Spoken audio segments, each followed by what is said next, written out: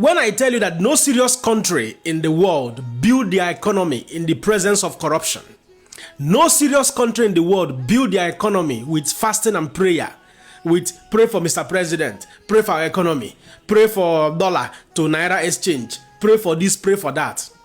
When I tell you that and you still do not understand what I mean, here is a typical example. Yes, this man one that they see for this video is the former chairman of Bank of China. He's the ex-chairman of Bank of China. In fact, he was suspended by the Communist Party of China, and since then he has been under investigation for corruption. So finally, he has been found guilty for collecting bribe up to the tune of about $16 million and also awarding illegal loans to unqualified companies up to the tune of about $28 million. And this man has been given suspended death sentence with 2-year reprieve. I will explain. Before this man got his sentence, just on the 20th of November this year, the former deputy governor of the Central Bank of China, Mr. Fan Yifei, got his own suspended death sentence with 2-year reprieve.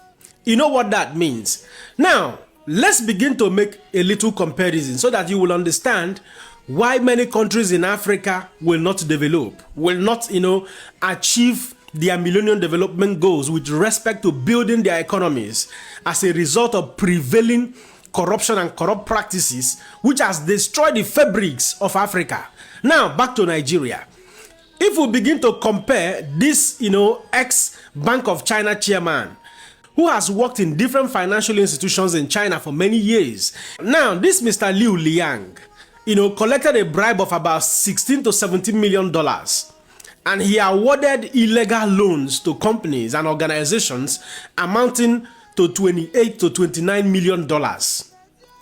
And because of all of this, they accuse him of, using his office inappropriately, misuse of his privileged public office, to do evil, to perpetrate bribery and corruption as well as favoritism.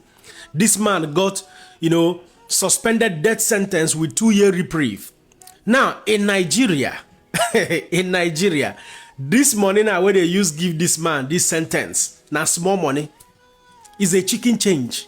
If you compare this money with the money where they accuse Emefiele and Buhari, if you check this money with the money where EFCC currently they accuse Yaya Bello, Yaya Bello own is about 110 billion naira. If you convert them for dollar, you gonna say this man money na chicken change.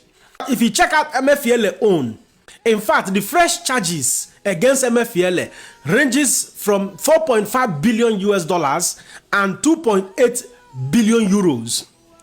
Only one man. You understand? I don't want to begin to mention other people who have been on the list or the radar of EFCC over the years.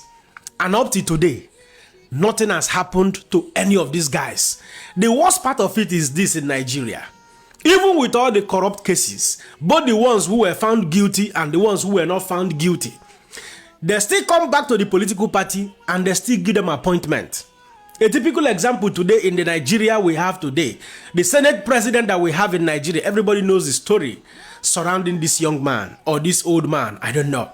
But this former Bank of China chairman, the moment he was being, suspected, being trailed of, corrupt practices, Communist Party of China had to suspend him.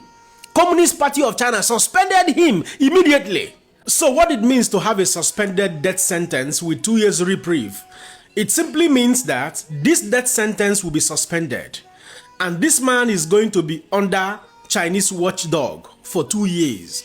If he commits any crime again within these 2 years, he will likely get a life sentence and all the judgment will not prevail. That is exactly what it means. In Nigeria, political parties will protect you. They will give you the protection and the guidance you require. That is why the moment they call a politician out who is in PDP for stealing money, the next thing he will decamp to APC and then his offenses will be forgiven. The moment somebody is being suspended and tried in Labour Party, the next minute he jumps into APC and his sins will be forgiven. Doyo Okukwe was called out for a corrupt practices and all of that. It was not long. The man finally decamped from Labour Party to APC. Now systematically seeking protection from APC. Ladies and gentlemen, with the lifestyle we have in Nigeria, with the type of politics we play in Nigeria and across Africa, this country is not going to develop. This country is not going to develop. The Senate is busy chasing, shadows instead of making real laws. Look at China, a serious country, a country that is ready to make changes. Majority of them are not Christians. They don't pray as much as we do. They don't tell their citizens to pray for president, to pray for governor, to pray for economy. No pastor ever comes out to say that he prays for dollar, so that dollar to one, Chinese one, does not skyrocket. All these things are confusion, which has been part and parcel of Nigerian problem. And all of these things justifies many of the things I've been telling you guys. There is no country where you will not find corruption.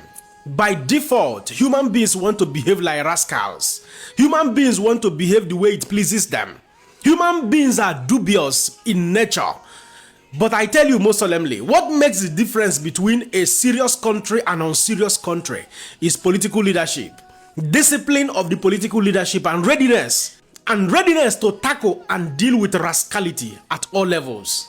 Therefore, when I tell you that political leadership is everything, don't doubt me. I know what I'm talking about because I have visited countries and I have been to places.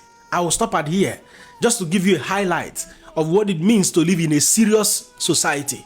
But don't forget to let me know what you think in the comment section and share this video. My another person, Siam. God bless you.